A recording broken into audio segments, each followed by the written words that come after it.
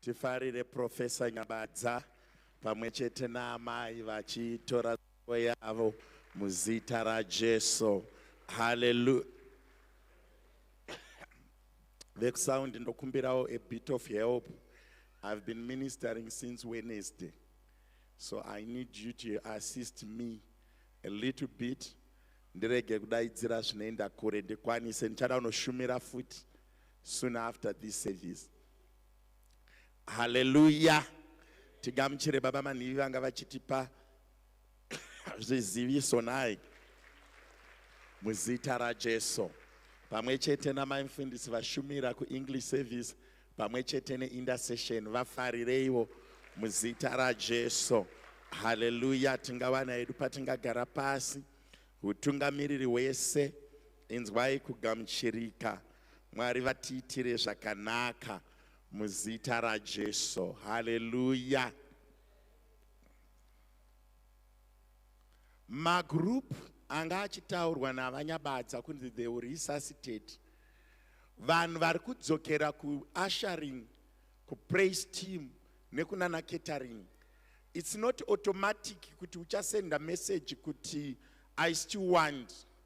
Read the form, check if you still qualify according to the requirements of the form.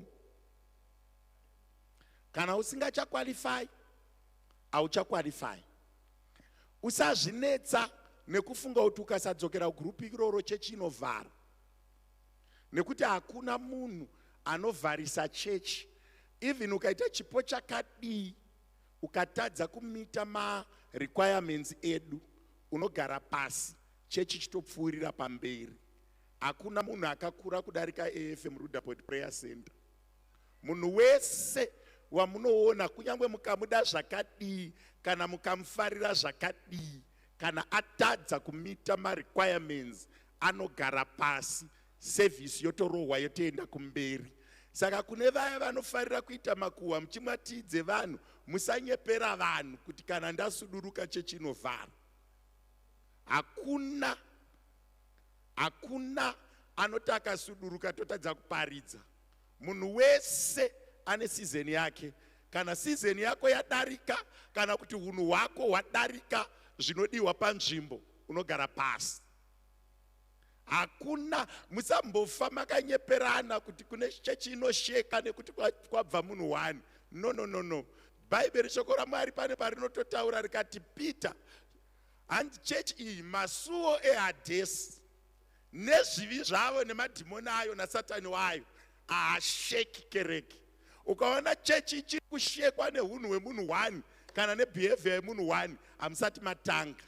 Chechi ipane akaifira pamuchinjikwa, akatoipfekera muchiremba cheminzwa, inoramba ichienderera mberi whether ma-individuals aripo kana hapo.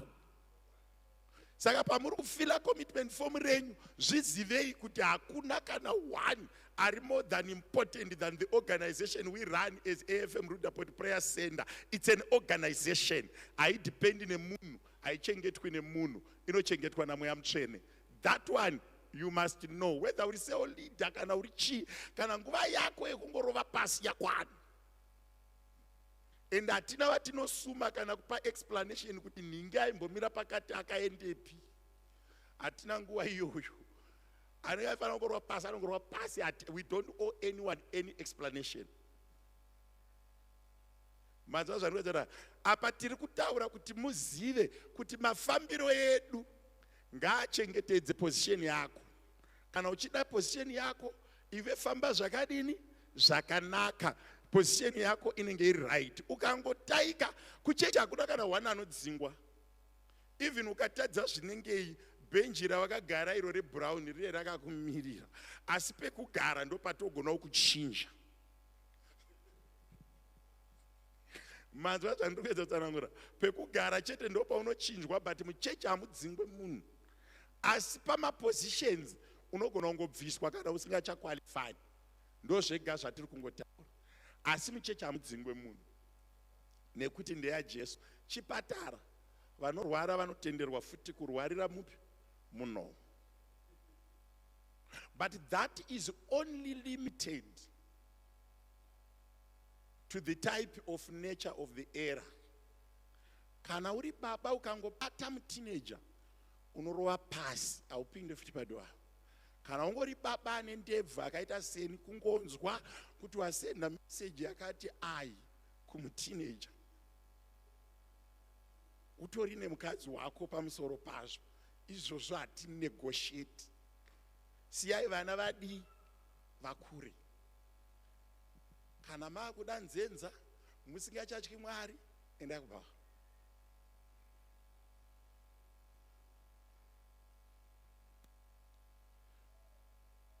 Nditirewa amen.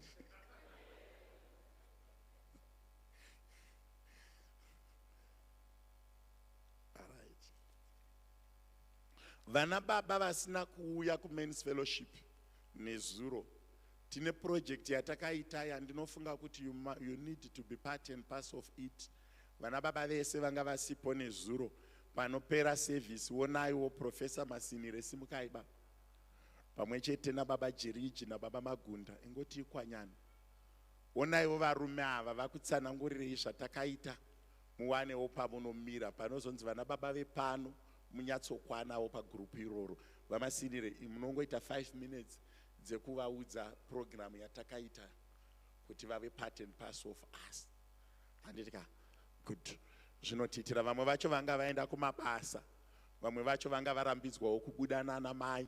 Zvinowanikwa izvozvo, but hatidi hedu kuti vadi vasaririre, nekuti pataitoita program yacho kune vakati chiregai nditange ndabvunza mai, kureva kuti vana mai vane pamwe pavanotibatsira kuita madecisions. Handiti pane vashoma vakasina kunge vazokwanisa kuita zvaita vamwe, vaimirira kuti vana mai vagovaudza kuti zvinoita here kana kuti hazvidini, hazviiti. Hapana hapo chakaipa, muri imwe neimwe ine vanotonga, as long as ivo vachifara zvakangodini, zvakatinakira. Handiti mumba hamuna basa kuti mota yatengwa namai kana kuti nababa, inongonzi mota yekwajiriji. Handizvere? Ndo mashandiro azvinoita. Vese vana baba vaya vamunonzwa vachiti ndichambofunga, vanenge vashaya confidence dzekuti regai ndinonzwa mai. Asi zvisina hazvo, mweya wetsvina mukati, kuwirirana kwavo kuti Mwari verugare vagokudzwa. Saka vasina vanga vachibvunza vana mai nevanga vasipo, onaivo baba Masinire, kwete namai baba chete. Kuna anozonodhonza ruoko rwamai Masinire zvonzi maamuchinzi namufundisi ndikuonei. Apa tiri kungoona baba chete. Haleluya. Ndofunga mangwana pane chiziviso chisina kuiswa chandiri kutenda kuti vazhinji vachifarira, pachisina hacho kudaidzirwa nasekretari vezuva ranhasi. Vazhinji vachifarira ichokwadi, mangwana hakuna fasting, havana kukanganwa naye. Ngatimbodyai zvishoma. Handiti munozofunga kuti zvichida sekretari vadini, vakanganwa. Handiti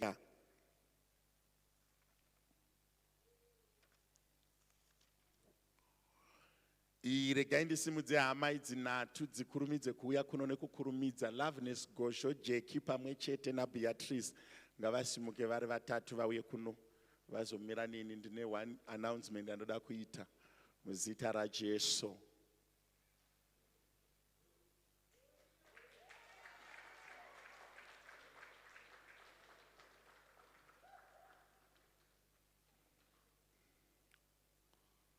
All right. Uyu anonzi Loveness, handiti akaroorwa muna December, haasati achata, takamirira muzita raJesu. Muna December tichakuudzai through the secretary zviri kurongwa nemadates nezvichazorongeka. Then ava vakamira apa vari 2 vakapfeka zvitema ava, ndofungawo vakaroorana naye, vafarireiwo. Havasati vachata, zvinoteera tichadini, tichakuudzai. Handiti ukaonawo vachifamba vese vakubvumidzwa kufamba vese chete. Zvimwe tinozogadzirisa pamberi tichidini, tichienda. Vafarirei zvenyu, vachitora nzvimbo dzavo muzita raJesu.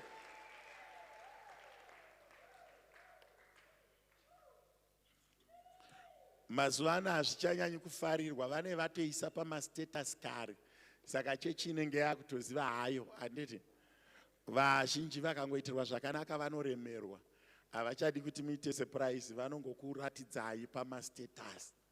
Kudhara kusati kwava nemastatus, dai vanhu vasimuka nemazambia vachimhanya vachifara, but nekuda kwemastatus, kunyangwe vamwe even vakatenga mubhedha tinoziva, vakarara nenzara tinoziva, vakaendawo kumvura tinoziva.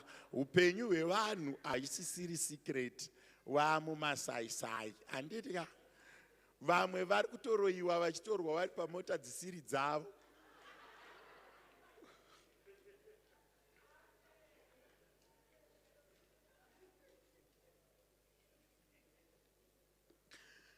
Zvekuti unotoziva kuti pachechi pakauya mota nyowani, ningi anenge akaiposta. Hazvina hazvo kuipa, vari kuita impartation yekuti pamberi apo ndichazopostawo yangu. Amen and amen. Ndaibvunzwa neimwe hama zvikanzi, but sei mimi musingaposti zvenyu? Ndikamupindura ndikati, handisati ndasvika pane zvinopostika. Kana ndaanazvo chaizvo zvinotaura zvekuti ndiposte, ndichaposta. Ndiri kufunga kuti pamwe ndikakurumidza kuita dzungu rekuposta izvi, Mwari vanozondinyima zvihombe. Saka very soon ndichaposta. Gore randinotenga helicopter, muchaiona. Negore randichaita private jet, muchaiona.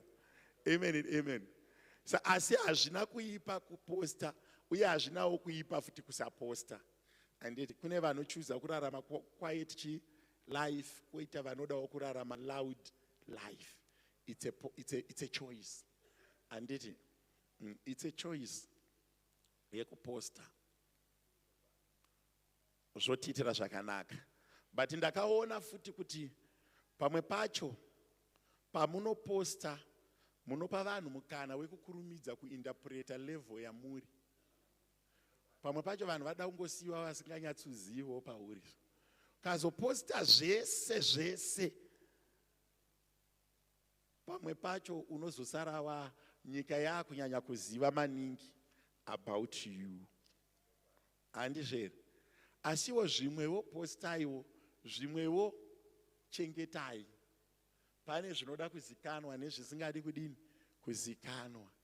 Especially mazuva enye kutambudzika, regai kuratidza vanhu kuti muri kudini, muri kutambudzika. Muregai kuposta nhamo. Ukatoposta rugare ungave hama yamufundisi, but nhamo akaoma. Ukatanga kuposta nhamo una attracta dzimwe nhamo. Hallelujah. Kana vamwe vanhu havanetsi kuziva kuti vaswera kupi kana kuti vadyei.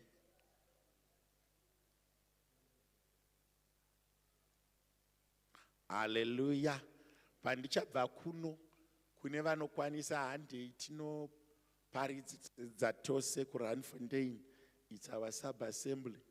Ingaitirwa zvakanaka nepresence yenyu. Mwari vachitiitira zvakanaka. Ndaishumira ikoko kubva chitatu. Mwari vachindigonera. Nezuro ndakazovapa kamwe kachimedu kepart of theme yekuno yekoyandiremera kuramba ndichingoirova. Nekuti haisi yangu, asi muridzi wayo haadi haaremerwi nayo. Muzita raJesu. Amen.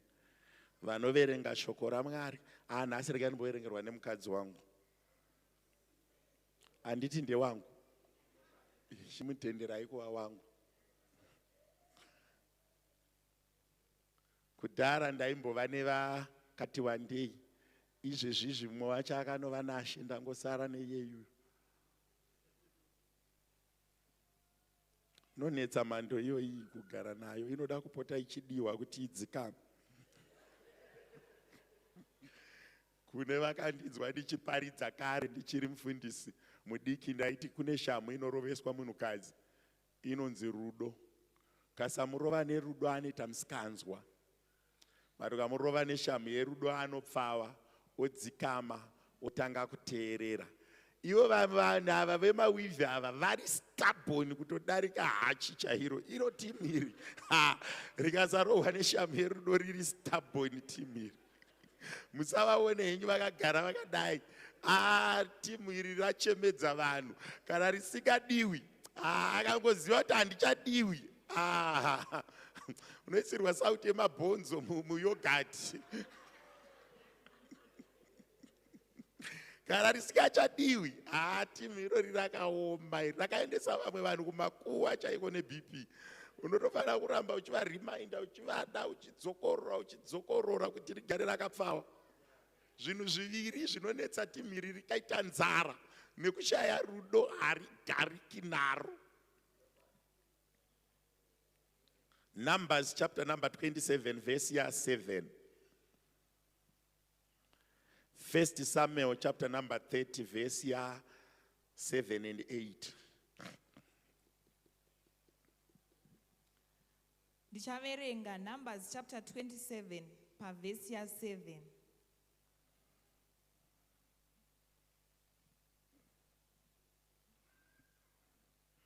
Vanasikana vaZerofehadhi vanotaura kwazvo, zviro kwazvo. Unofanira kuvapa nhaka pakati pehama dzababa vavo. Unofanira kuvagarisa nhaka yababa vavo. Zvakwana 1 Samuel 30 verse 7.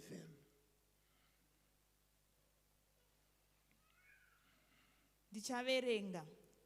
Zvino Dhavhidhi akati kuna Abhiatari mupirisita, mwanakomana waAhimereki, douya hako pano neefodhi. Abhiatari akaenda neefodhi kuna Dhavhidhi. 8. Dhavhidhi akabvunza Jehovha akati, kana ndikatevera boka iro, ndingavabata here? Akamupindura akati, tevera hako, nokuti uchavabata kwazvo, uye ucharwirwa zvose. 2 Chronicles chapter number 20 verse 15 and verse 20 part 2.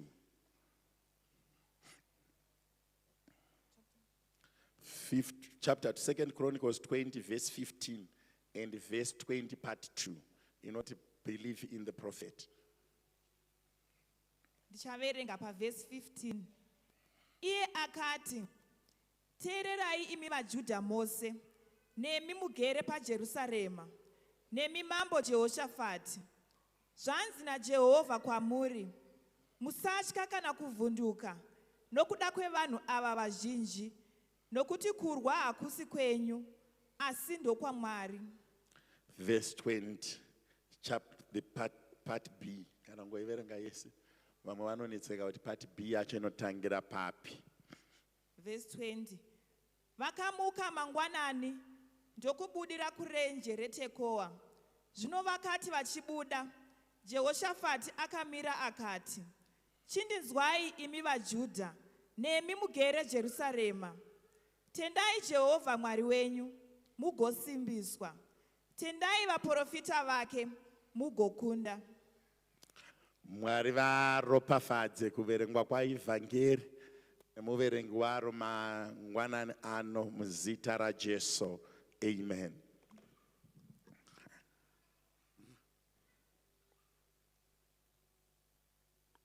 Upenyu hwatinorarama panyika hune set of rules and regulations. Mamwe ari panyama, mamwe ari pamweya. Asi hakuna unoona ari panyama anopinda mumweya. But kune ari mumweya anouya panyama. Kureva kuti pane permissions kana kuti mitemo inogadzirwa munzvimbo dzemweya. Ukatarisa panogadzirwa maoffices kana kuti positions epanyika 9 out of 10 anenge asina a name. Unonzwa zvichinzi we need a CEO, a holder of this and this and that and that. Pobva paiswa age group target, level of experience, level of qualifications and level of competence. pagadzirwa position yagadzirwa iripo, but kuti position inogarwa panozotsvagwazve munhu anenge aine ma-qualifications to meet the position. Kureva kuti patiri kurarama panyika yevapenyu, patiri kurarama mumhuri dzatinorarama, kune ma-permissions anopiwa vanhu, koita mitemo inopiwa vanhu. Manheru ndaitaura nyaya yechinhu chinonzi spiritual permission. Kureva kuti pauri kurarama iwewe ukazvibata panyama usina kuwana chinhu chinonzi spiritual permission, it's temporal. You cannot retain that thing.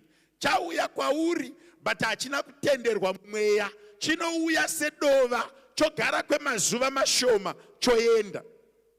Unoona kuti vana vaZelofehad vanasikana, mutemo vakanyora uchiti nhaka inoenda kuvanakomana, haiendi kuvanasikana.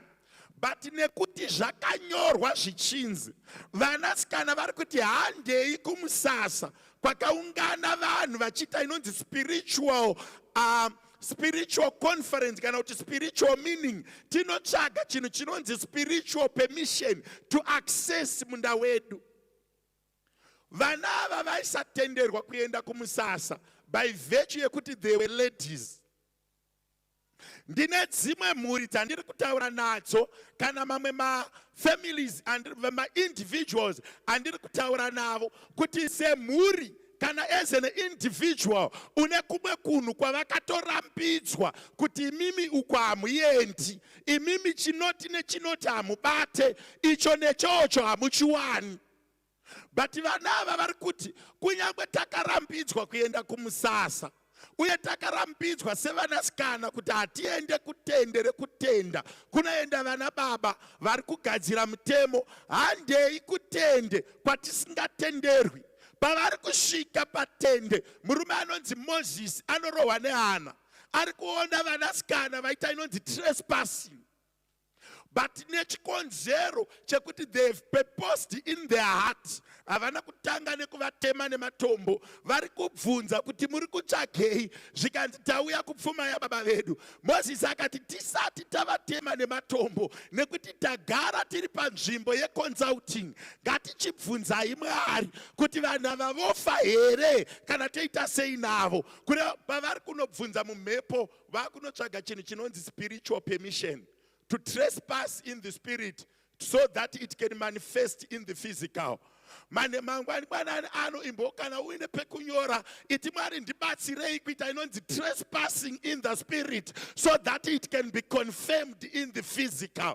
Kune mumwe munhu ari kurarama mulife yakazara maboundaries, ari kuda kumbotsvaga chinhu chinonzi spiritual trespassing kuti munzvimbo dzemweya Mwari ndaakuda kubuda mumandiri, munzvimbo dzemweya ndiite chinhu chinonzi trespassing kana chinhu chinonzi kuenda ndisingatenderwi, but ndikatanga ndaenda panyama ndinourayiwa. Ndofanira kutanga ndaenda pamweya kuti vana vaZelofehad havagonekwi kuonekwa vari mumunda, vanofanira kutanga vamboenda kutende rokusangana kuti vanozvigadzirisa mumweya vasati vanobata mapadza kumunda. Ndovega here vana vaZelofehad. Murume anonzi David anonyatsosvika pamba aona kuti Ziklag yapishwa, vakadzi nevana vaenda, but murume anofanira kunge achipfeka efod, Abiata akanyarara. David haasi muprofita ende haabati efod, haatenderwi kubata efod, but haasi kuda kukumbira Abiata kumutaurira on his behalf. Ndopataverengesa kuna 1 Samuel akati Abiata ndokumbirawo efod. Haana kuudza Abiata chikonzero chekukumbira efod. Ari kuti kuna Abiata efod ndeyako, ndiwe mupirisita, ndiwe unopfeka efod. But nemamiriro akaita zvinhu Abiata, iwe mwana waAhimereki, imbondipawo efod yako, handigare nayo, ndoidawo kenguva pfupi, imbondipawo efod yako Abiata. Paari kuti Abiata haana kuresista, anopa efod kuna David. David aita inonzi spiritual trespassing, abuda muofisi yaking apinda muofisi yapriest. paapinda muoffice of priesthood ndopaakuchibvunza Mwari kuti should we pursue. Kuna mwe munhu anofanira kumbotsvaka chinhu chinonzi spiritual permission, nekuti zviri physical hatiyambuke. Establishment inoya ikaenda, takataura gore rakanaka rashe rikadarika, tikataura gore rekudya zvakakora rikadarika. Why? Munzvimbo dzemweya usati wawana permission yekuenda ikoko, kunyange zvikataurwa ruzha. Why? Munzvimbo dzemweya hausati wawana permission.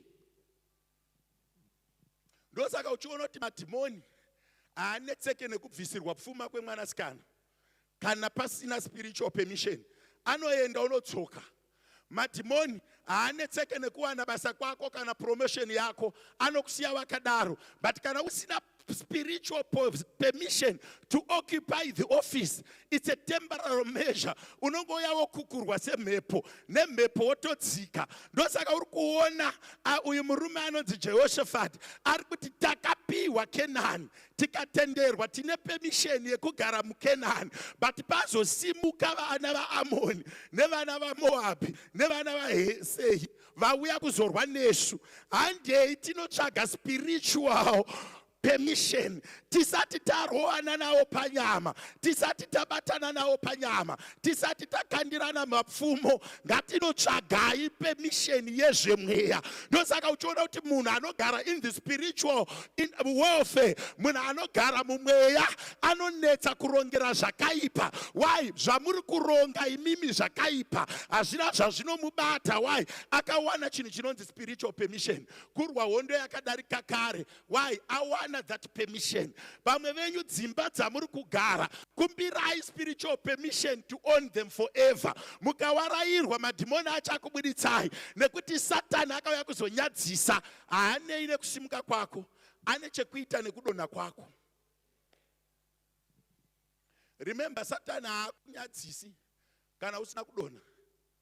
Anomirira kuti usimuke, ndiko kuti udonhe. Paunoti pasi B, ndopaunonzwa kuti Satani akufara. Kureva kuti vamwe vanhu tinofanira kuwana chinhu chinonzi spiritual permission. Vamwe vacho unogona kuita vana, but vari vana vasina chiri mavari, vane nzeve nemaziso, but out besides that it's a disaster. Why? Hauna kuwana chinhu chinonzi spiritual permission. Vanhu vazhinji vari kufamba in the physical with the yatinoti carnal wisdom. Auremi. Unotaura kuti kune mwe munhu wekuti ukada kubviswa muoffice unorema. Unonzwa vanhu vachiti ningi anorema. Hamusati manzwa statement iyoyo. Uda kutaura nani ningi anorema. Why? Haasi kurema in physical terms. Ari kurema munzvimbo dzemweya. Nekuti kana warema mumweya, mhepo yepanyika haingavhuvhuta ikakutora. Unofanira kurema mumweya. Unofanira kuine permission. Have my title deeds in the spirit, not in the physical. Nekuti ari physical anobiwa, but are spiritual. No one can turn around with them. And vanhu vazhinji havazvinzwisise. Unozonzwa kuna 1 Corinthians 2:14 yoti vanhu vari natural havanzwisise zviri spiritual. Kureva kuti izvozvo vakagara kudai, unogona kufunga kuti une boyfriend, but is it permissible in the spirit? Have you been given go in the spirit? Ukatarisa kuroorana kwamunogara muchitaura imimi, kuroorwa kwaRuth kana kwaEsther kwaiva nechinhu chinonzi spiritual permission. Mwari vakatotaura vakati torai musikana wemugezese muendese kwamambo. Kureva kuti mambo pavari kunotarisa vasikana vatogadzirwa munzvimbo dzemweya. Vamwe vese vari kugeza nekugadzira nzwara, but vari kugadzirira pasina. Pakati pevasikana kune musikana awana spiritual permission kare, akangomirira physical confirmation. Kureva kuti vamwe vanhu pamunogara mudzimba muri kugara nevamwe vanhu vakatenderwa kare mumweya. Pane revelation iri kubuda kuti pamwe pacho uri kurwa nemunhu akatenderwa mumweya. Kune unoita kukombita nemunhu akariliswa mumweya ane spiritual permission. And a spiritual permission when you are legally entitled. Inoda chinhu chinonzi trespassing. kumbopinda muarea dzisiri dzelevel yako weienda pane imwe level, kureva kuti every level yaunochinja unoda spiritual authority to change it. Pauri kunochinja salary unoda spiritual authority. Pauri kunochinja income unoda spiritual authority. Pauri kunochinja level yemarriage uri kuda spiritual authority. Kuishaya iyoyo munoenda but hamusviki. Ndosaka uchiona kuti vanhu vazhinji havasati vanzwisisa chinhu chinonzi spiritual permission. Izvozvo ndichitaura kudai so umwe munhu anogona kukubvunza kuti pamunoenda kuZimbabwe munotaurira pastor munhu akafanana nemi ndiye anokudhiraivha here? Pamwe pacho uri kutoda spiritual permission kuti rwendo rwauri kufamba runge rwanzwa izwi rinokuchengeta munzira. Chinhu chinonzi spiritual permission chakakosha. Unotonzozwa Bible richiti hondo haizi yenyu, imi chidzikai munosangana navo. And hapana kuitika physical encounter. Pavakaona vanhu ava vachiuya, they started to run. Bible shoko raMwari robva rati pakaitwa chiprofita muSamaria, vanhu vachidya matoto enjiva, vamwe vaakudyanana. Mambo kwakubva akasangana nevakadzi zvikanzi nezuro takadya mwana wake, nhasi tofanira kudya wangu, asi nezuro takadya wangu, nhasi tofanira kudya wake, asi amuviga. Mambo kwakuti Mwari ndirovei neshamu, murambe muchidaro by this time kana musoro waElisha uchiri pamuridzi wawo. Kureva kuti mambo ari kuzviziva kuti kunaya kwemvura kana kusanaya kwemvura kana kuoma kwezvinhu kune chekuita nezwi raElisha.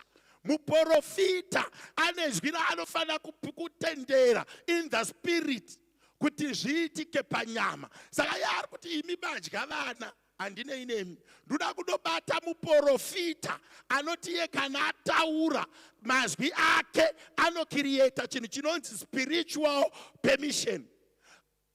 Elisha haana kutumirwa munhu. Bible shoko raMwari rinoti akati torai maturi muvhare, muroyi waIsraeri weSamaria anoda kundiuraya. Akazviziva kuti mambo aita a pledge kuti hazvigoni kuti tiite 24 hours. Elisha aine musoro wake. Mambo aiziva kuti tikanobata Elisha denga haringatendera Elisha kuurayiwa. Saka ngatibate Elisha tirege kutonga vanhu ava vadya vana. Elisha ndopaanonyatsoziva kuti mukuru akuuya kwandiri, obva ati iye mangwana upfu hwakatsetseka pagedhi. Inzwa uone kuti chiprofita zvachinoita kureva kuti pari kunzi naElisha vadya vana ndevamwe, mvura hakuna, vakavharirwa magedhi, chekudya hapana. But paakuita muprofita akuita inonzi spiritual permission yekubvisa nzara nemamiriro ezvinhu. Koita pane vanhu vakamira pana Elisha vari kuti iwe Elisha, kunyangwe Mwari vakadii mvura hainganayi upfu hwakatsetseka ukatengeswa pagedhi. Paitika chinhu chinonzi spiritual permission. Vane maperembudzi ndopavakuita idea zvinhu zvemweya. Pamwe pacho paunofunga kuti waita idea ine musoro, hauzive kuti muprofita ataura kuti kudii ari kuseri kwedhoo, hauzive kuti muprofita weguta ati kudii. Vamwe venyu muri kubudirira zvichifamba, mofungidzira kuti muri kuronga, mapurani enyu ari kufamba, but hamusati manzwa kuti Elisha ati kudii ari kuseri kwedhoo. Pobva pamuka vanhu vane maperembudzi vari pagedhi vari kuti iwe pano tinofa, vari muguta vari kudya matoto enjiwa. Handei kumisasa iyo tinoona kuvaFiristia kuti kwakamira sei. Bible shoko raMwari nekuti zvataurwa mumweya nemuprofita zvaakurizauta ine miracle. That miracle inoti vane maperembudzi vasingatenderwi kusvika pane vanhu pavari kuita one step denga kwaakukonzeresa vari kumisasa vane upfu hwakatsetseka kunzwa like a mighty army is coming, but varume vashoma vane maperembudzi vakarambidzwa kusvika pane vanhu. Vanhu vane maperembudzi chavabata hachidyiwe nekuti vakatukwa havatenderwi kusvika mumba. But nekuda kwekuti kwaitika chinhu chinonzi spiritual permission, ndo vari kutoudza guta wapedza kuviga zvavanoda kuti uyai mutore hupfu. Pamwe pauri kunzi hahusvike nekuda kwemaqualifications ako, pamwe pauri kunzi hahusvike nekuda kwebackground yako. Uri kuda spiritual permission inobhendesa mitemo yevanhu, inochinja masystems evanhu, inochinja mabehaviors evanhu kuti zvako zvitange kuita. Guta rakararamiswa nemuprofita nevane maperembudzi, varwi vehondo variko. Pamwe pacho situation yako haigoni kuchinja kana tisina kuwana chinhu chinonzi spiritual authority or spiritual permission. Situation yako inoda kutochinjwa kana pataurwa rimwe izwi risingataurwe mazuva ese rinonochinja mamiriro evanhu.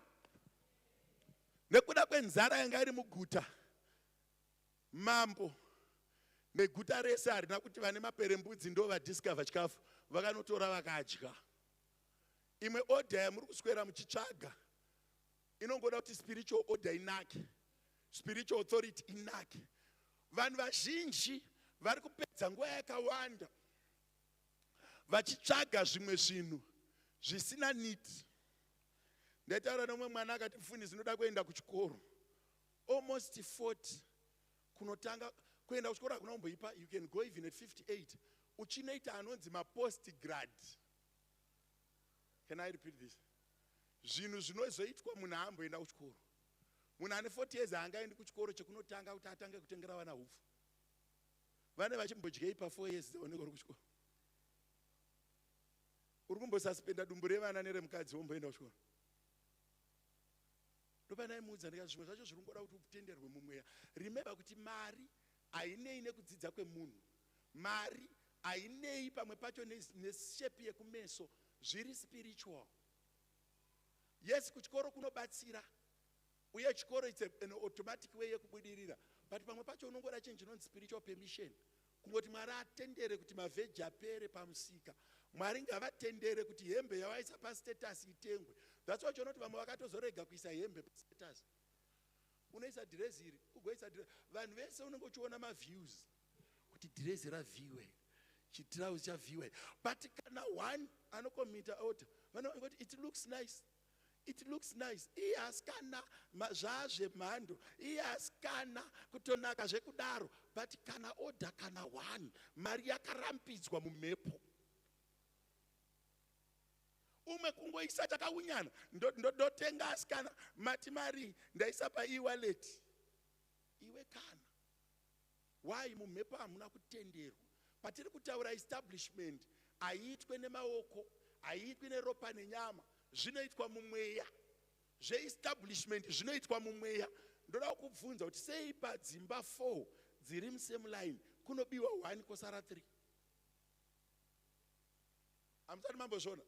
Dzimba 4 musame street, 1, 2, 3, 4. Unonzonza apo pabiwa. Pamwe hapana. There's a day ratakabuda namafundisi chimhanya kuchipatara. Vana vedu tambo vanovarojesa kunge. Takasvika tikarera zvo madhozi ese haana ukiwa. Geti. Tosvika paka pari intact. Iwe kungosiya chikwama chine 20 rand unenge watokumbira vanhu panzava. Mari yangu yabiwa. Mari yangu yatorwa. Mari yangu yabiwa. Ende pamba chauna kubirwa, wangoidonhedza wega nemamhepo anoda kukuona uchingobhega. Mweya wekubhega unongoidonhedza wega. Ungozenga ndabirwa. Ende unotenda kuti maita yenyu munhu waMwari uchishikora mudzura pese awai vanhu vazhi mapositions chaiwo amunogara ekuchechi, ekumabasa, emudzimba, emafamilies anoda chinhu chinonzi spiritual permission. Kune vanhu vekuti anogona kupinda muposition akaigara gore otobuda ipapa achienda kujeri, wakanganisa chakati, wakanganisa chakati, wakanganisa chakati, wakanganisa chakati. Umwe akaita mistake iyo anongonzi correct, iwe ukangoita mistake iyo unonzi rowa pasi. Same mistake, same company, same boss, iwe yako mistake ndekungodzokera kumba, yevamwe ndekunzi agadzirisa. Why? Hauna kutenderwa nemweya kugara pauri kugara. Saka hapagariki. Can I repeat this? Hazvina kutenderwa mumweya. Mari chaiyo, motikari chaiyo kuibata kudai. Unotengesera munhu mota uchiti yakafa, iye akaidhiraivha upenyu hwese asina kumbokosora. Pane one guy akandiudza mufundisi, I'm disposing my car.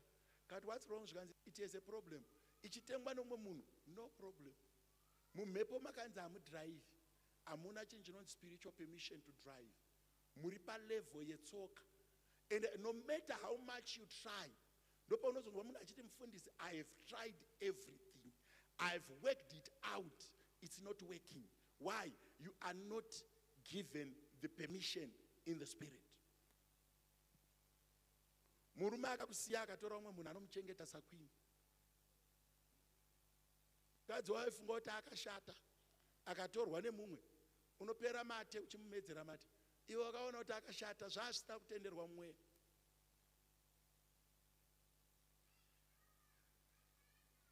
Zvikatenderwa mumweya nemamwe ma-weaknesses haaonekwi. Can I repeat this? Mamwe ma-weakness chaiwo anokavhirwa nekuti zvakatenderwa mumweya. Hakuna munhu aiva mambo akapfeka ephod akararama. But David anoikumbira kuna Abhiata, otoipfeka, oikumura, oramba ari mupenyu. Chivi chimwe chete ichocho chekupretenda kuita mupirisita ndochakaurayisa Saul. Anobvunzwa kuti koma mukadzi andiri kunzwa zvikanzi ndachengeta, obva aisa chibayiro achiti Samuel anonoka. Ndo yakamurovesa akabva pachigaro. But David anokumbira same ephod, obva aipfeka abve pachigaro, zvakatenderwa mumweya. Tarisa pavanouya paumambo, so anouya nekuti vanhu vakumbira mambo. David anonzi a man out of my own heart. Kureva kuti pamwe pacho mazwi anotaurwa mumweya anodetermine even mararamiro amunoita, anodetermine even kwamuri kuenda. Nyaya yekurarama iri more spiritual than physical. And haibate kuvanhu chete, inobata nekuvafundisi chaiko. Unogona kusangana nemunhu waMwari wekuti ukanzwa achiparidza so anosvipa miseve achidudzira shoko raMwari aine vanhu 5. Kwozoita unoti tsano avava vachiti, but chechi yakazara kuti meko, zvakanyorwa mumweya kuti ngavave nevanhu, zvakatenderwa mumweya kuti vanhu ngavavateere. Ndakambopinda imwe chechi kumusha, handiri kutaura the pastor aiparidza ikoko. Mazuva akaparidza paManinga village, mairara mese kukotsira, but munhu wese natikofa aiva kuzorara muchechi imomo. Hapana chavaiparidza, hapana chavaita. I don't even remember a sermon yakaparidzwa namufundisi wavo, even one kuti vaiti. But hapana airovha kuchechi whether kuri kunaya kana kuri kupisa, munhu wese ainorara panzvimbo yake. Pavakangobva chechi yakachinja from an assembly to a cell group. Vanhu vanga vakuda kurara mumba kwavo. But muchinda yaripo, mufundisi yaripo, vanhu vaida kunorara muchechi. Maimutsana chimuka idzo dzatsira basa kuti makarara, as long as mungorimo dzaingotaura nyaya dzomakarara, dzapedza dzongotaura kuti mufambe zvakanaka, Jesu wenyu akupei rugare, mbeu dzenyu dzikure. Utono zvishwa mbeu dziri kukura, hatina hedu chatanzwa pavanga vachiparidza, but mbeu dziri kudi dziri kukura, mombe dziri kubereka kumatanga. Mazuva amufundisi vayo kumaruzevha vanhu vakaita matama, mombe dzikabereka, nzungu dzikazara, bhinzi zvinodya minda zvikatama, but vhangeri zero, but nyasha dzekubudirira hope. Why? Zvakatenderwa mumweya. It's not every pastor who is dedicated to preach. Vamwe vakangomirira kuti musafe, muri mupenyu, hana raanokuparidzirai. Kana angotenderwa nyasha dzekuti murarame, munorarama. Ndakamboenda kuchechi yachiveshe, achiti mahure mirai apa, vabva kuma-small house mirai apa, vane mishonga mira, vanhu vachienda mumapoka avo kuma-3 maskati. Iwe zviite unoti unoparidzirani next week, unosara uri wega. Pane zvinenge zvatenderwa mumweya, vanenge vapiwa inonzi spiritual permission to do such acts. Iwe zviite one kungoti vabva kuma-small house mirai apo unoti unoparidzirani next week. Even uchivaziva havatsoki. Chiri kuitika chi, it's a spiritual world, inorana in a certain way. Patiri kuti gore re-establishment ngatirege kuitsvaga zviri physical isina kutenderwa mumweya.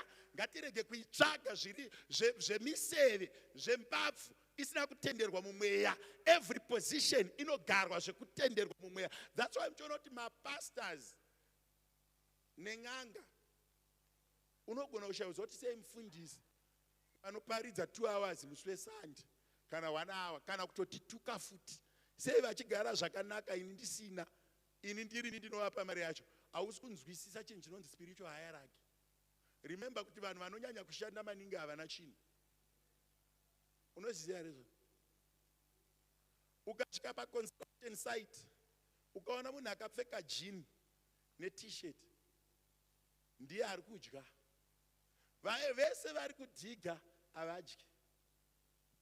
Wani munhu iye anenge achitambirai vanhu vese vari pasaiti pavo achingoti raini iro bvisai muisa icho bvisai.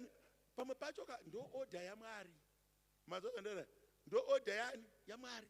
Iti Mwari ndipeiwo spiritual permission yekubata mari. Vamwe venyu munhu pamunozoti ndinobata mari but haitengi. Were you allowed to have money in the spirit? Kune vanhu vanokuti anogona kuita degree, agoita masters, agoita PhD, but angori nesuitcase yake. Kozoita magrade 0. Nokuti ukamubvunza kuti wakanyora grade form 4 gore ripi, haachazivi. Nemaresults acho headmaster vakamuchengetera. Ana unotora, but unotoona kuti munhu iyeye ane chimotikari, munhu iyeye ari kudya zvakatenderwa mumweya. Imbotaridza munhu ari padhuze uudze kuti pamwe pacho haisinya, pamwe pacho we need to seek chinonzi spiritual permission. Kubvumidzwa chako kuti vana vako vave vana vako. Kubvumidzwa vana vako chaivo vazvara panyama vanogona kunge vasiri vana vako kana usina spiritual permission to retain them. Vana vavazviberekera iwewe murume nemukadzi muchiti ava vana vedu takamuzvara gore rakati pahospital yakati. Satani anogona kusvika akavatora mukashayirwa chinhu chinonzi spiritual permission to retain your children. Ndozvindisaura dai mumwe munhu ari kufunga kuti does it work? Why do people go to church? Why do people even pray in parliament? Why do people even value institutes of worship? They know in human life and human terms that you cannot go far usina chinhu chinonzi spiritual permission. Watenderwa here mumweya. Kune vamwe vanhu vekuti anogona kutoita pastor asina kutenderwa mweya, akazvinzwa akanamata nezvazvo. Isu ukangofila fomu ukatinyepera kuti pagomo ndaona pachibuda murume muchena. Murume muchena akachena kuti nkwe, akandiratidza makwai nesvimbo 2 ndichiti ndikadai netsvimbo munhu odonha ndoda. Isi tokutendera waenda kuBible college, hatirambi. Asi wazopedza kwete pano panongoparidza mufundisi 1 pano zuva raunorejista kuBible college ndo zuva randotokutsvagira pekumira. Kana wanyepa wazvinyepera. Uchingopedza kuita enroll as a pastor, next week ndakutofamba maguta asina machechi ndotonokusiya ikoko rendi ndokubhadharira. But kune vazhinji kuti unonyatsoona kuti apa kapa vari kuda kuenda kuBible college gore rino register. Ndine maguta 2 3 andakaona asina vafundisi ndokuendesa. Uchingopedza kuaccept kwachete ndotonosvika ndotaura izwi, iwewe kana ukakwama tata 7 days pasina auya, akakudaidza ngaakupe vanhu. Nekuti hatume munhu pasina transport. Hakuna kampani inotuma munhu isina kuprovide transport. Akakutuma akasatoprovide transport pamwe hauna kumunzwa, anga asati apedza kupa instruction. Zii wanyarara. Usazombofunga kuti kana waita mufundisi uda unoita ma-all-night panapa. All-night nogona kutomira ndega na 10 to 4. Anditi pano ndepangu, iwe unodyara pako. Tinzwe kuti chakaiswa naMwari mauri chiri kuti. Umbotaridza munhu ari padhuze newe kuti pane patinoda spiritual permission kuti tidarike. Pane patinoda spiritual permission kuti tidarike. Mukatarisa mhuri dzedu dzatakaberekwa madziri dzanga dzine ma-spiritual limitations. Dzimwe dzine ma-wrong spiritual permissions. Manzwa ndera. dzimwe dzine wrong spiritual permissions, aminavo ari in the wrong direction. Pamwe pacho unoda chinhu chinonzi spiritual permission. Iyozve ndichitaura kudai ndichidzidzisa zvishoma nezvishoma. Kune spiritual corridors. Unotaura kuti kunhu kwese kunobhadhara kunopisa. Vangano venyu vanozviziva izvo. Kuti pese panobhadhara panopisa. Kuti upagare unoda spiritual permission. Ndaiudza mumwe munhu ndichitaura naye ndikati maoffices ese ari beneficial anorwirwa nevanhu.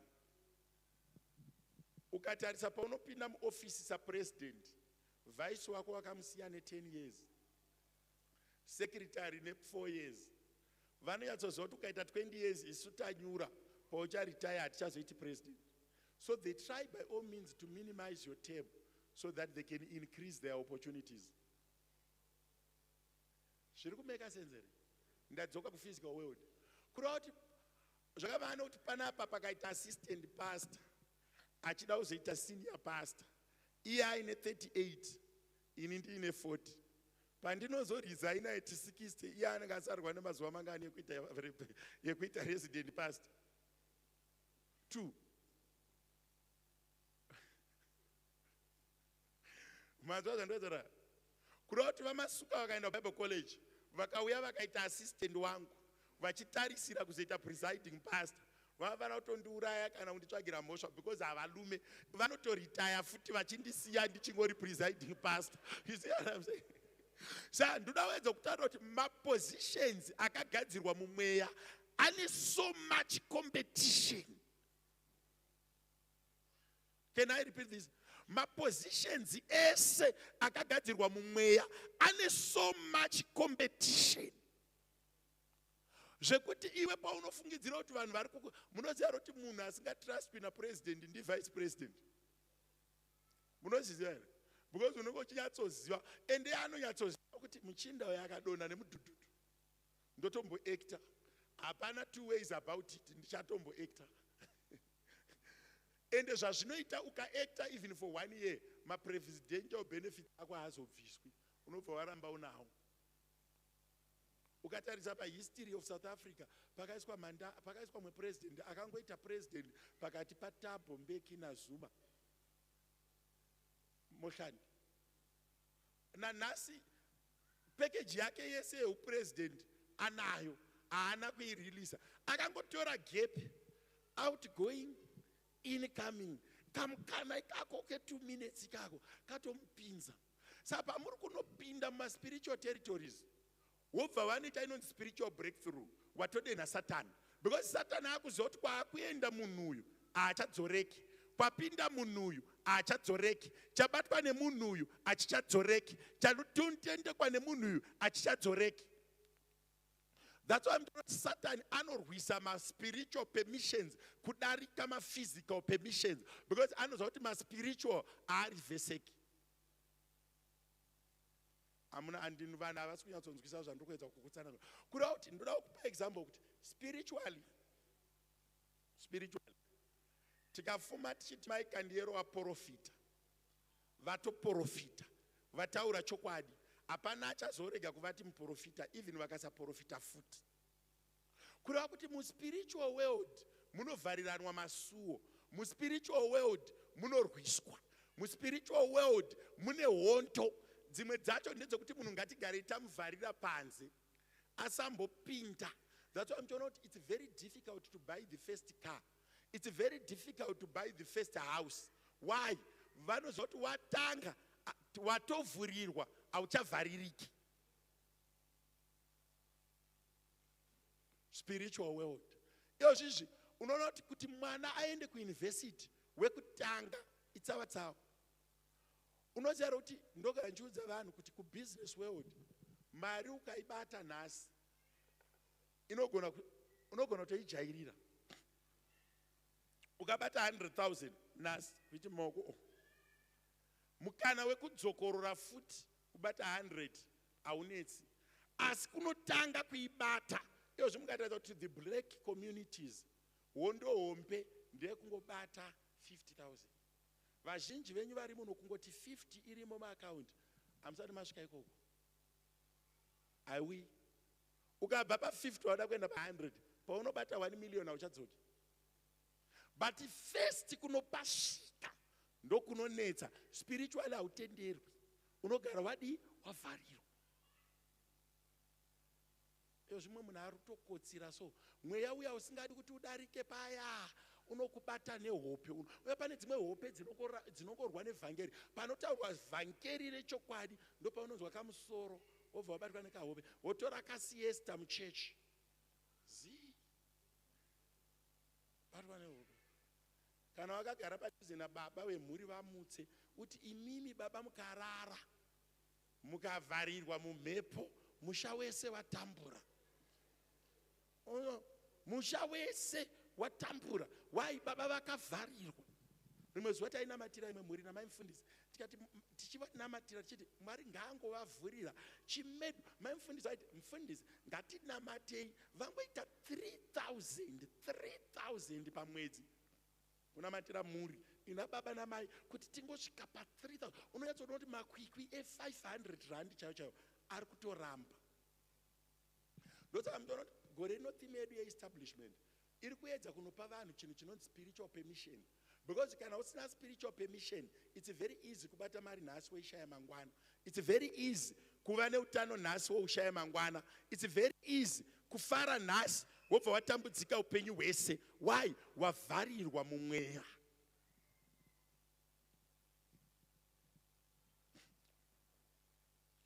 Can I ask you something? Chimbotanga kufunga kuti papi paunoda kuvhurirwa mweya. Kuti ndepapi pandoda spiritual permission. Ndepapi pandofana kuwana spiritual permission.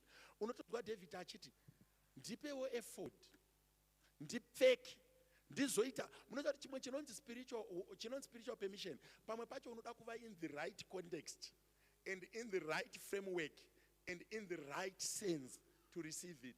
Pamwe pacho haingouyi zvinhu zvisina kumira mushe. Mazuva andakatanga kuparidza vanhu vaifunga kuti I'm a weeping prophet. Ndichituka vanhu vanoita zvivi ndichitsika chivi. But unonyatsoona kuti vanhu vazhinji vari kutadza kuvhurirwa masuo nechivi.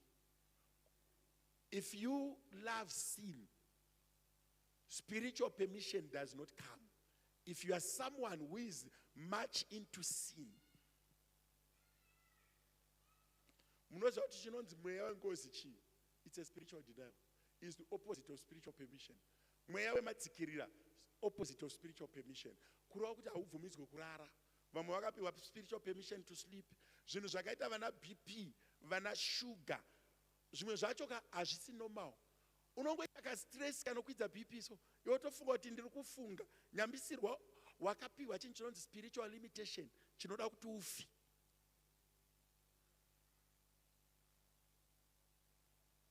Unogara BP yakakwira kusvika kwekupedzisira. And wozotariswa kuti problem yakakwidza BP yako vanhu 90 vanayo but vese vari kutoseka. Iri kuchemedza iwewe chete. Hauna kupiwa chinhu chinonzi spiritual permission to joy, spiritual permission to happiness, spiritual permission to decent life. Ukatarisa zvinhu zviri kuuraya vanhu, vamwe hazvivaurayi, anenge akapiwa spiritual permission. Zvinhu zviri kustressa vamwe, zvimwe zvinhu hazvivaurayi. Chinhu chinonzi spiritual permission chinoda kuti munhu umboenda munzvimbo dzemweya unokumbira yo release.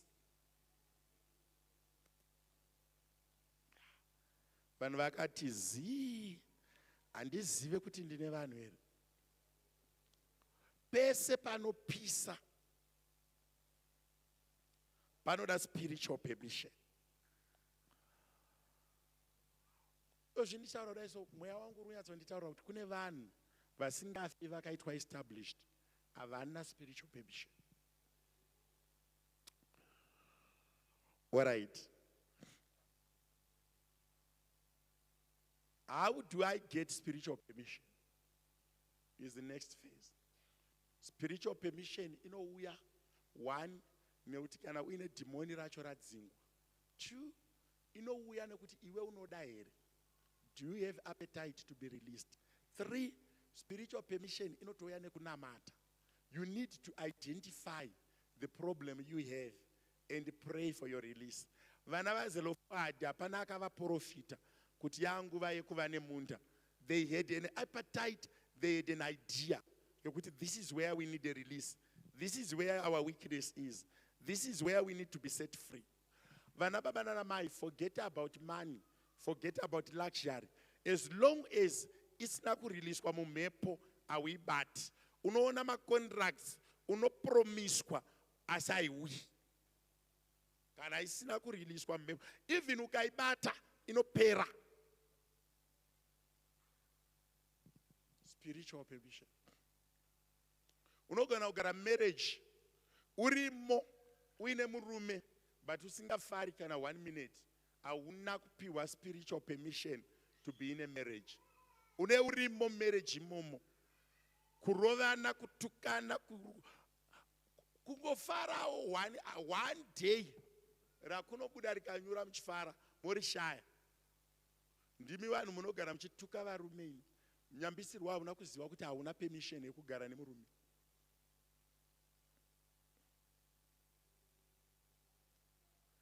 Madhimoni anoti handidi kuti abudirire, handidi kuti abate mari, handidi kuti ave nepfuma, handidi kuti ave nemufaro, handidi kuti aseke.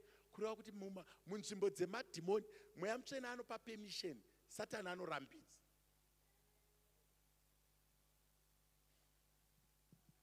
Ndibvisirewo pulpit.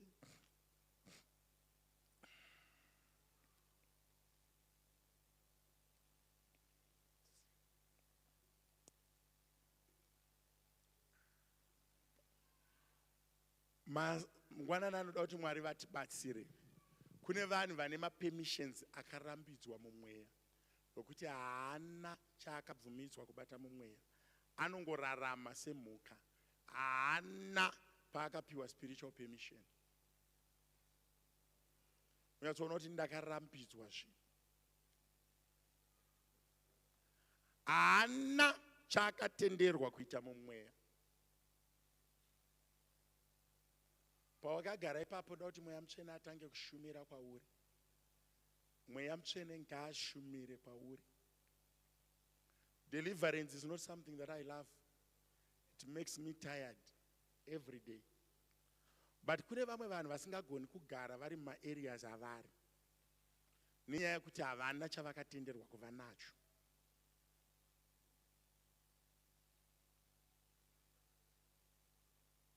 Unonyatsoona kuti upenyu hwenyu hwese hapana kana door rakavhurika ramunoti this is our best moment.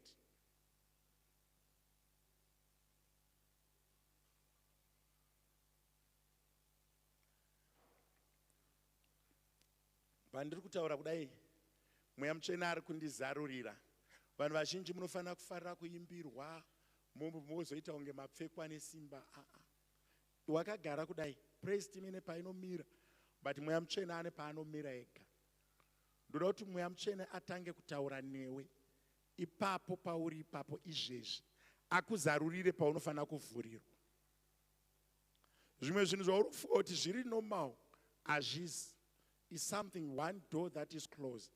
Zvimwe zvinhu zvauri kufunga kuti nekuti munhu wandigere naye, nekuti baba vangu, nekuti mai vangu. It's not about your parents. It's madoo akavhurwa ndeapi, akavharwa ndeapi. Ane basa here ndo akavhurwa kana asina. Pandiri kutaura kudai kune vanhu vari kunzwa kuti maari mune zviri kuitika.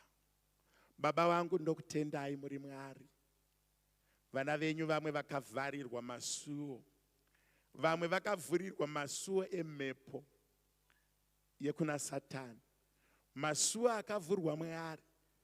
Aya enkozi, ezvikwambo, eurombo, eurombe, echihure, ekuba, eumbavha. Madhimoni enhamo. Baba vangu semuranda wenyu ndakutaura izvi. Mweya yakarambidza vana, mweya yakarambidza mufaro. My spiritual doors from the kingdom of hell that are open in your children's life. Nekuti vauya panzvimbo ino masikati ano, ndiri kunamata masuo iwayo avharwe.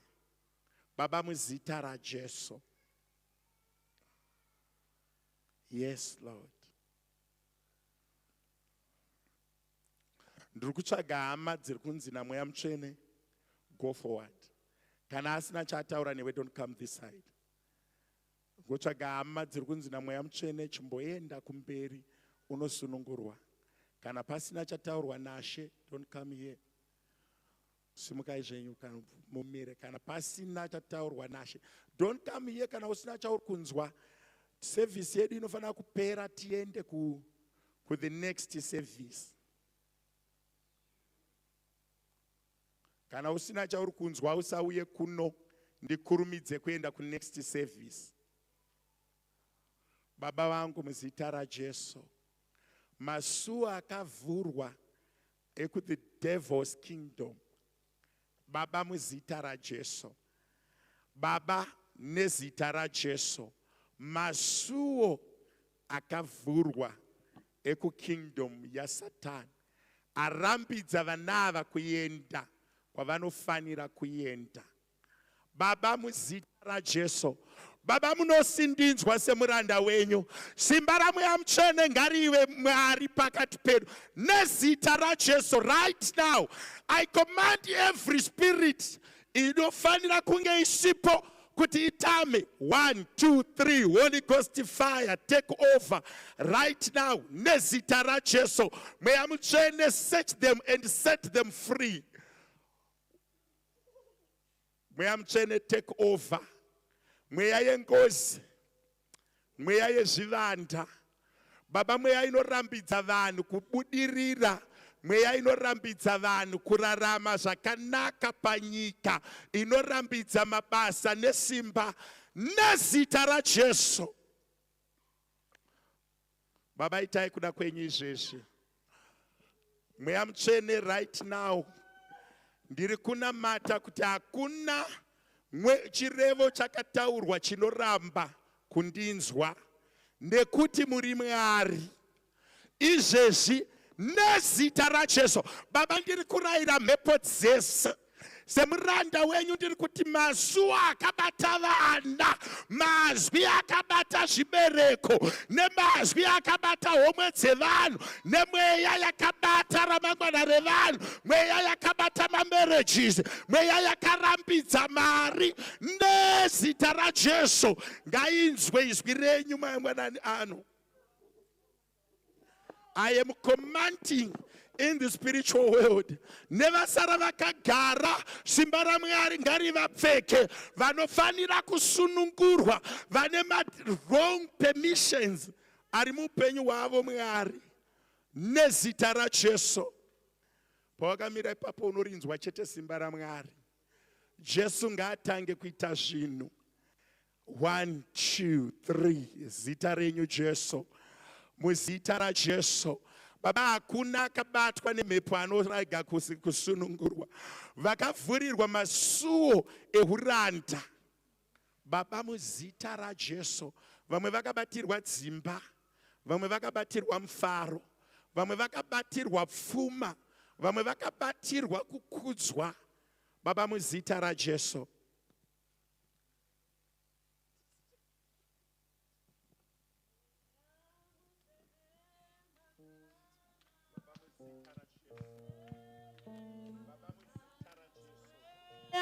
Mutsvene, Mweya Mutsvene, Mweya Mutsvene, Mweya Mutsvene, Mweya Mutsvene, Mweya Mutsvene, Mweya Mutsvene. Mweya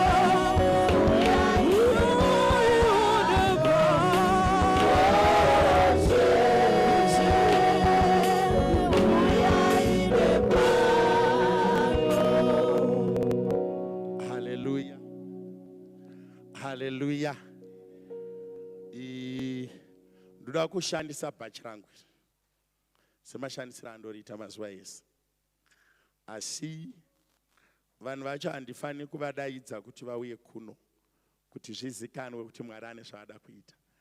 Ndine madzimai akagara mudzimba, vamwe havana mufaro, vamwe vacho havana kumboroorwa, vakangofanana nevasikana nekuti hakuna chakamboitwa pavari. Nevanasikana vasina futi kuroorwa vakangogara. Saka inini ndiri kuti gore rinoda kuti vaestablishwe. Ndichaverenga katatu ndichisimudza bhachi rangu iri mumhepo. Usandityire.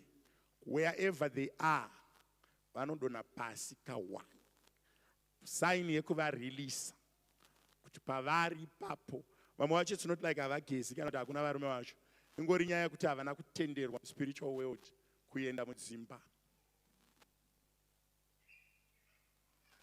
Ndikangonamata ndikasimudza bhachi rangu iri pandoti 1 2 chaona zvichaitika. Vanhu ivavo vamwe vacho havatozivi kuti vane need, but izvezvi zvida kuti Mweya Mutsvene azviite. Chaona kuti hapamirike pavakamira ipapo. Baba, ndokutendai kuti ndine vana vandakutendera kupinda mudzimba. Imimi munoti sevaprofita titaure izwi, anenge aritenda they will prosper. Baba, ndakabata effort yandakabata muruoko, pandiri kuisimudza katatu, vana ava ngavagamuchire. Holy Spirit, search them. 1 2 3 receive. Izvezvi so kune vanasikana vanofanira kutogamuchira. Vamwe vacho vari mudzimba, ivo vava vanenge vangodona ndo vandiri kuda. Vamwe vese seanainavo ingoditsvagirai vakadona ivavo chete ndo vanoenda. Izvezvi so nezita raJesu. Baba, ndasimudza effort pamberi penyu nezita raJesu. Vese vari mudzimba dzisina zvadzinoreva ngava receive. I speak spiritual permission muzita raJesu. Vamwe vacho havatozivi kuti vanofanira kuenda, vanofanira kuenda. Kune vamwe vakamira vekuti ari kutenza kumira, so kunyatsonzwa kuti panapa ndofanira kuramba ndakamira. Baba, vanhu vese vane mamereji asingashandi, 1 nezita raJesu. Baba, ndasimudza effort. Pakasimudzwa mazwi enkosi, pakasimudzwa mazwi rejection, pakasimudzwa mazwi anoramba pfuma, kuti vana ava vangoramba vakadaro nezita raJesu. Baba, kune vamwe vakabatwa nemweya yenkosi, vamwe vakapiwa maspiritual husband, vakarara vanoshandiswa. Baba, ndiri kukutendai kuti pandakasimudza effort, hakuna mwanasikana anoshandiswa nemweya wenkosi kana chikwambo nezita raJesu. Saka vana vese vanoshandiswa nezvikwambo, vamwe vacho havatori navarume nekuti mumhepo vane varume, in the spiritual world vakabatwa. Muzita raJesu, muzita raJesu. Zvindichitaura kudai so kune mumwe akandi, vamwe vacho vanodya vakarara. That eating gives you rejection. Vamwe vane zvinofamba mumuviri zvinorambidza vanhu kuenda kumberi. Baba, muzita raJesu. Kune mumwe munhu kuti ari kuresista izvozvi mudumbu mune muchimupisa muchimubika, so akaita kusunga kuti handiendi ikoko. Varai meso enyu munhu wese. Baba, ndakukukumbirai kekupedzisira, ngaparege kuva nedhimoni rinozvikudza kana mweya unozvikudza. Mweya yese yengozi, mafamily limitations, mweya yakabata madzinza inorambidza vanakomana kuva nepfuma nevanasikana kuroorwa, ngaindinzwe. Baba, ndiri kudzokorora mweya yese yemagenerational cases yakabata dzimba, yakabata mahouseholds, ngaitange kuchema iende. Baba, muzita raJesu. Kune mweya yakabata madzinza yekuti madzinza avaite mari, avaroorwi, havana chavainacho. Nezita raJesu, Baba, ngozi dzese, maleaders zvinurai muri kutsvagwa kwamunotsvagwa, ngozi dzese ngadzindinzwe. Ndichitaura kudai kune vamwe vakuti dzinza rese hapana chiri kufamba. Mweya Mutsvene ngaangokurangarira uri pawakamira ipapo. Mweya Mutsvene ngaaite zvaanoita nekuti ndimwe ari. Kune vamwe vari kutorambidzwa vana kutokura chaiko chaiko, mhepo dzakabata vanhu nezita raJesu. Zvitaura kudai kune mhepo dziri kusvimuka. Kune vanhu vanorota vanogara kumakuva manheru, vanoshanya kumakuva, vanorota makofini. Mweya Mutsvene ngaatange kusunungura pauri ipapo. Kune munhu akatorota rufu, vanhu vanoshanyirwa manheru nezita raJesu. Mweya wenjuzu, muzita raJesu. Kune mumwe mwanasikana anoti pese paari, paanongoita boyfriend haipedzi nyaya, inongonyarara. Munongotaura wongonyarara, hamuna kurambana. Asi Mweya Mutsvene ngaauye ipapo. Izvezvi pawakamira ipapo ndiri kutaura simba raMweya Mutsvene. Vanhu vekuti haapedzisi nyaya yake, iwe unongozoona akanyarara. Shozoti pamwe pacho takamborwa tikadii. Varume vekuti zvimabhizinesi unochitanga hachina kwachinoenda. Nezita raJesu. Baba, ndaakukutendai masikati ano kuti Mweya Mutsvene ane zvaakuita. Anenge asina kuuya kuno panenda kunamatira vanhu, vamulambovharai apa, imi vamasvika vharai apa. Ndiri kungonamatira vanhu vari kuno chete. Kune vanhu vanozofamba kana ndatanga kunamatira vanhu, vanozvikudza. Mweya Mutsvene unenge uchimuti enda kumberi, asi hauyi. Ndivharirewo futi apo, kana pasina adona asina kuuya kuno, ndivharirewo uku. Kana ndakungonamatira daunamatira vanhu vari kupupiti chete, ndobva ndatopedza. Mwari vatiitire zvakanaka muzita raJesu. Vanenge vadonha ndiigireiwo kuno vasunungurwe nezita raJesu. Ndiri kutsvaga kune vamwe vanhu kuti haabate mari yese yaapromiswa haiuyi, inongoperera munzira. Mweya Mutsvene ngaakusunungure izvezvi. Pawakamira ipapo, munhu wese ane dhimoni rerejection, rinoramba pfuma, rinoramba chekudya, izvezvi nezita raJesu, I command fire. Mauri makamutange kubvira moto. Hakuna chinobata pfuma, hakuna chinobata mari, hakuna chinobata mufaro, nezita raJesu.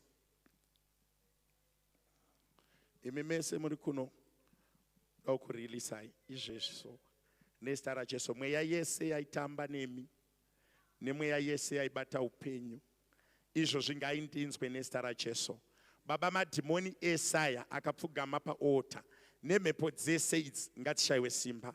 Izvezvi nezita raJesu, I decree spiritual release, permission kugara mudzimba, kubata mari, kuroorwa. Varume ngavabve kwese kwavari, vateere vanava nezita raJesu. Varume vasina zera navo, ngazvitange kuitika izvezvi nezita raJesu. Holy Ghost fire. Baba, munosindinzwa masikati ano, ngazvizadziswe. Kurege kuva nemweya unozvikudza kana dhimoni rinozvikudza. Baba, apa nezita raJesu ndaturika efodi kureva kuti chese chakambobata nechese chakamborarama ngachishayiwe simba muzita raJesu. Mhepo dzese dzinosubmita. Baba, muzita raJesu, gore rino risati rapera, Juni asati akwana, ngaaroorwe, basa rimuke nezita raJesu. Chese chakataurika chishayiwe simba. Baba, I release muzita raJesu. Nyasha ngadziwe pamusoro pake, kuzodza kwenyu Mwari ngakuburikire. Baba, ndiri kutaura order munzvimbo dzemweya, ngamuve neorder. Chese chakarambidzwa nekushayikwa kwekurongeka kweorder ngachipere nezita raJesu. Mhepo dzese ngadzipere. Ndotaura spiritual permission to marriage, spiritual permission to life nezita raJesu. Baba, muzita raJesu, iwe mweya wengozi, chindinzwa. Kubva nhasi hauchararami, hauna chaunotaura. Buda uyendi, hauna chaunotaura. zita raJesu. Baba, muzita raJesu, simba raMweya Mutsvene ngariburukire pamusoro pake. Vana ngavasunungurwe. Nyarara kuti zi, I put you under instruction to leave. Nezita raJesu. Pese paunoenda unonotsvaga vamwe. This time you don't come back. Nezita raJesu. This time haudzoki. Ndakutaura kupfekwa nesimba raMweya Mutsvene. Baba, maita yenyu mweya uyu ngaurege kudzoka futi. Paunodzoka ngausangane nesimba rekudenga. Vatumwa ngavamufukidzire. Nyasha dziburukire pamusoro pake. Zvinorwa naye zvishayiwe simba. Muzita raJesu. Baba, ndokutendai kuti muri Mwari. Muzita raJesu. Ndokutendai kuti muri Mwari. Baba, muzita raJesu. Uyu mwana wedu muzita raJesu.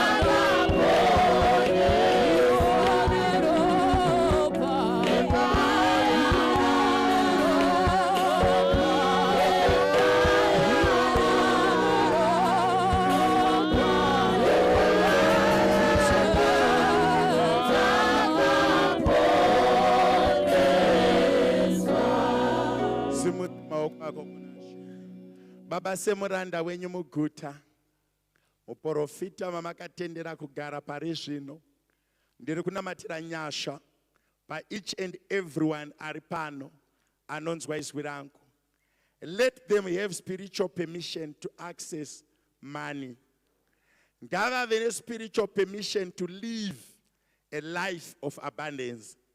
Baba, ndiri kutaura nyasha dzepfuma pamusoro peumwe neumwe ari kundinzwa nepamusoro peumwe neumwe anotenda kwamuri kuti sirivheri nendarama ndezvenyu.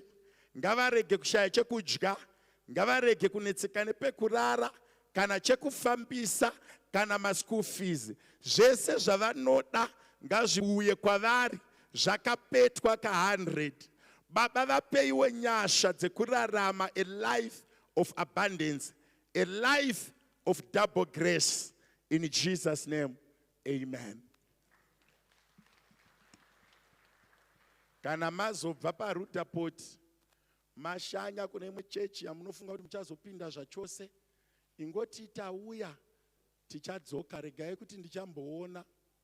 Kuno umwe akazviita izvozvo kuRun for Day ndichiri mufundisi, akati ndauya pachechi pano ndoda kumboona kuti mune order here. Kana ndaona makarongeka ndozopinda nemi. That was Sunday ndichiparidza. Musi weThursday mwana wake bva anova Nashe. Takamuviga tichiti inini munin'ina musisi wemukadzi wake naiye nemurume wasisi wake tiri 4 pagraveyard. Wisdom haitengeswi. Ukasvika pane vanhu usavaratidze kuti ndiri kukuonai. Ukavaratidza vanokuonawo zveshuwa. Chechi yese yaingoti ndovaya vakati kana tazorongeka. Uri kuzairira. It's a true story. Vamasuka vanoiziva. Maifundiswa noiziva. Varume vaivepo taive inini muridzi wemwana nemurume wamaiguru baba mukuru. Uchiona kuti tipedze kufushira tanga tazoti ini iye nababa mukuru. Ukaona uri munhu uchiisa ivhu pamwana wako wega, ilevel yekuti pamwe wisdom nekurongeka dzashaikwa. Ukasvika pamba pevanhu even usati waona kuti vari kubikei, ingoti zvakanaka. Ukati ndidyi izvozvo, pamba pacho unozopiwa pisi 2 ukadya 10. Usataurise. Iwisdom haitengeswi. Asi kubva zuva iro zvokuti dai baba vakangoti ndafara nebasa riri kuitwa tichionana, dai pakazara vanhu vachiti takaita nyuchi member, but vakati kana ndazoona kuti mune order iri. Ndakaenda ndega, maimfundisi knows. Ndakaenda ndega, ndakabva and that is the most horrible funeral that I've attended. Kana mona mata iti Mwari ndipewe wisdom dzekutaura. Because mazwi anogona kukuvhurira kana kukudini kukuvharira. Chokwadi rufu. And that person uzobuda chechi. Izvo zvatombodi. Munhu unoendera. Dai akangotaura zvakanaka, vanhu vakave naye. Zvakatitira zvakadini? Zvakanaka. Pamwe pacho vanhu vamunoona sevakapusa, pamwe pacho vanenge vane mangwariro avo. Mazvaza ndodara. Vanhu vacho unongora chakanyarira chakadai, pamwe pacho chine mangwariro acho. Usakurumidza kuita vanhu right off. Vamwe vane mangwariro avo akasiyana nevamwe. Handizvere. Mwari vachitiitira zvakanaka. Tisakanganwe kubvisa zvipo zvedu nezvegumi zvedu, uyai tizopa kuna She.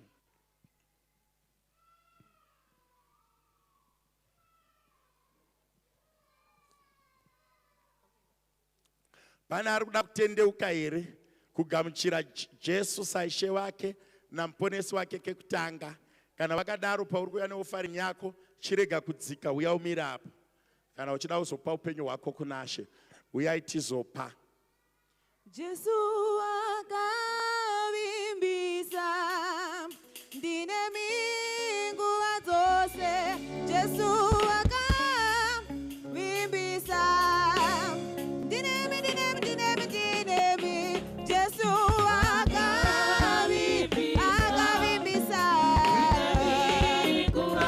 ise Jesu akavimbisa zvinhu zvichanaka, zvinhu zvose zvichanaka.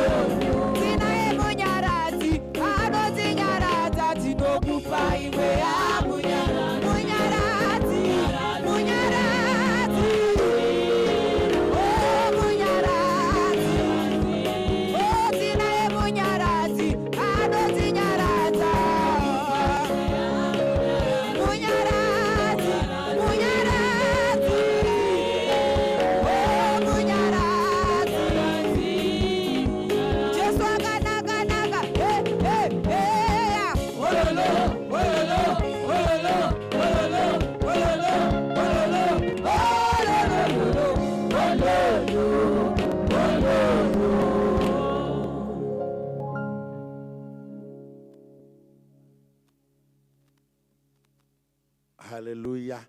Vana vedu vakasiyana ava simukai ndichadhila nemi ava ari kunamatirwa auya nesidhi yake its grade matric this year, grade 8 this year. Saka imimbosimukai mumire apo ndidhile neava first. Iwo uri matric again uya uko.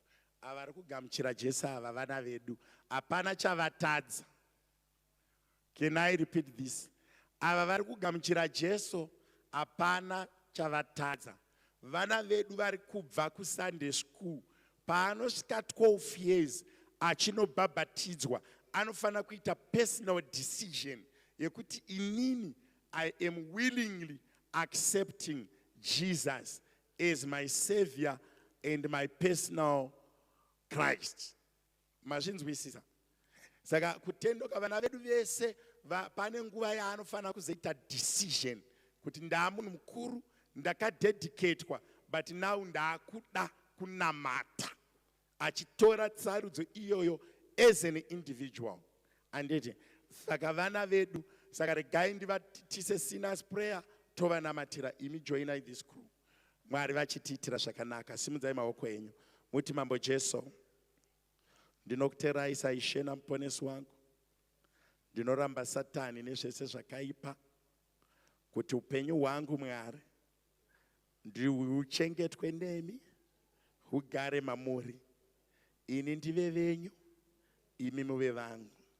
Zvakaipa zvose zvibviswe munzira dzangu muzita renyu Jesu. Amen. My elders, uyamunamatire vana Afrika mazhenyu. Vana baba uyai tinamatire vana ava zvitiitire zvakanaka. Uyai tinamatire. Ndamuwana Jesu pamazuva ekupedzisira, ndichagara naye nekusingaperi. Ndamuwana Jesu pamazuva ekupedzisira, ndichagara naye nekusingaperi. Ndamuwana Jesu pamazuva ekupedzisira, ndichagara naye nekusingaperi. Oh, Jesu ndiye nzira, pamazuva ekupedzisira, ndichagara naye Jesu ndiye nzira, pamazuva ekupedzisira, ndichagara naye nokusingaperi. Ini ndamuwana Jesu pamazuva ekupedzisira, ndichagara naye nokusingaperi. Ini ndamuwana Jesu pamazuva ekupedzisira, ndichagara naye nokusingaperi. Mwari vakuitirei zvakanaka. Continue to pray and seek his face.